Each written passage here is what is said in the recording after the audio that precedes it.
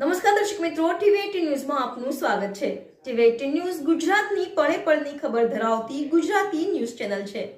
હવે જોઈએ મુખ્ય સમાચાર। કચ્છના નાના રણમાં ફરી વરસાદ, રણમાં હોડીઓ ચાલવા લાગી।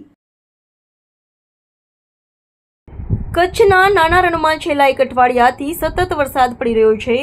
આ વરસાદના કારણે અંદાજે ₹30 કરોડની કિંમતનું 7 લાખ મેટ્રિક ટન મીઠું રણમાં ઓગળી રહ્યું છે। વરસાદના કારણે રણમાં પાણી ભરાઈ જતા હોડીઓ ચલાવવી પડી રહી છે। અગરિયાઓ પરિવારમાં હોડીમાં બેસીને પોતાની સોલાર પેનલ અને અન્ય સામાન લઈ જઈ રહ્યા છે। પેઢી દર પેઢીથી મીઠું પકવતા 3500 અગરિયા પરિવારોની આજીવિકા જોખમમાં મુકાઈ છે। મીઠા ઉદ્યોગના વેપારીઓ હવે કુદરત સામે લાચાર બન્યા છે।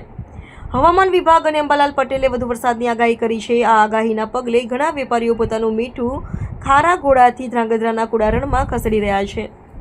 આઝાદી પહેલા ગાંધીજીએ મીઠા પરના ટેક્સ સામે દાંડીકૂચ કરી હતી। આજે એ જ મીઠાનો વેપાર કરતા અગરિયા સમુદાય કુદરતી આપત્તિના કારણે મુશ્કેલીમાં મુકાયા છે। આ સમુદાય દેશના લોકોના ભોજનને સ્વાદિષ્ટ બનાવવા કાળી મજૂરી કરે છે, પરંતુ આજે તેમની સમસ્યાઓ તરફ કોઈનું ધ્યાન નથી।